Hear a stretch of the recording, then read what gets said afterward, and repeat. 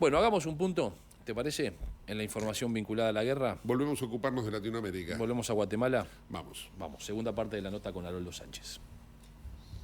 ¿Imaginás al gobierno de Arévalo más cerca de, en ese sentido, hacer una política como Andrés Manuel López Obrador en México o algo más parecido a lo que está haciendo Bukele en El Salvador?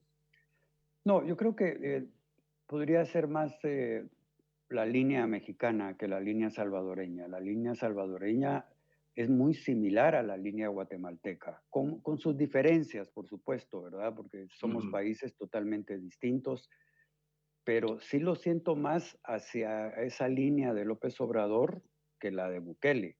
La llegada de Bernardo sorprendió a todos, pero ha sido el voto de castigo de la población guatemalteca, harta de los niveles incontrolables de corrupción del Estado.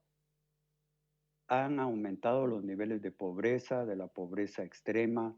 Somos el país que ocupa el número 1 en muertes por desnutrición, que no es más que decir que en Guatemala se muere de hambre la gente. De hecho, tenemos en el Congreso diputados en la lista Engel señalados por Estados Unidos por vínculos no solo con la corrupción, sino también con el narcotráfico. Partidos políticos señalados por el Departamento de Estado de vínculos con el narcotráfico.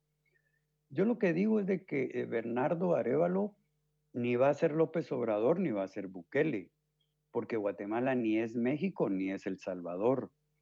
Que acordémonos que este es un país que es la última frontera que tiene Estados Unidos para el tema de la migración.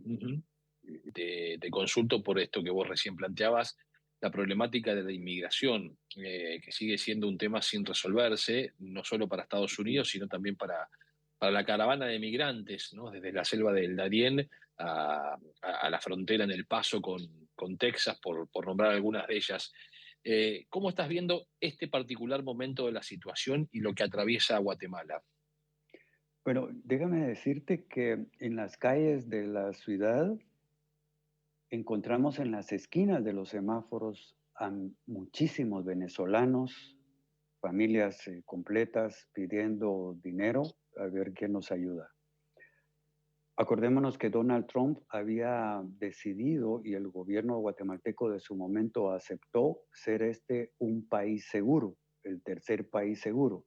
Eso significaba que Estados Unidos podía expulsar a cualquier ciudadano, fuera de América Latina, fuera del Caribe o de África, de Europa, y lo trasladaba a Guatemala.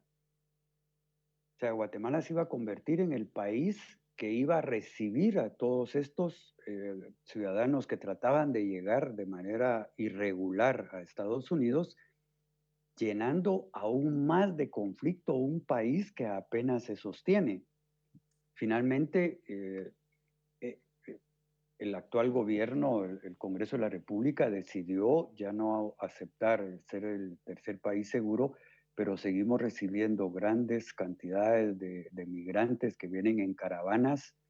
Algunos logran pasar a México y otros se quedan en Guatemala, en la frontera. Como te digo, lo que vemos mucho son venezolanos. Lamentablemente, los hermanos venezolanos se están quedando, ya no pueden pasar hacia México. Sufre mucha extorsión, mucho chantaje de las propias autoridades y llegan ya a la frontera entre Guatemala y México ya sin recursos económicos y se terminan quedando en el país. La situación es muy grave y lamentable. Y a esto, digamos, yo le agregaría los salvadoreños, los hondureños y los guatemaltecos que también buscan emigrar.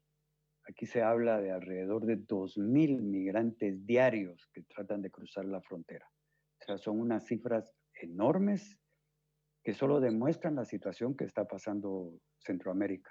Por último, también preguntar por tal vez el personaje más conocido a nivel global de Guatemala, Rigoberta Menchú, Premio Nobel de la Paz. ¿De qué manera ha influido ese Nobel de la Paz para la situación actual que está viviendo Guatemala? ¿Para bien o para mal? Bueno, yo diría que ni en uno ni en otro lado. al ser ella una mujer indígena, premio Nobel, en un país racista, en un país que no ha respetado su condición de mujer,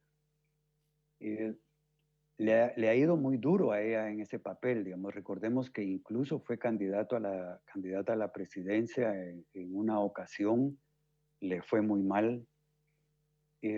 Hace unos días atrás ha emitido un pronunciamiento, pero la figura de ella no es algo de peso al interior del país. Creo que tiene más peso a nivel internacional que a lo interno, pero es por la condición, como repito, de una sociedad clasista y racista como es la guatemalteca, donde los indígenas acá son discriminados, muchos son considerados ciudadanos de segunda categoría y la lucha del pueblo indígena es constante. Entonces ella,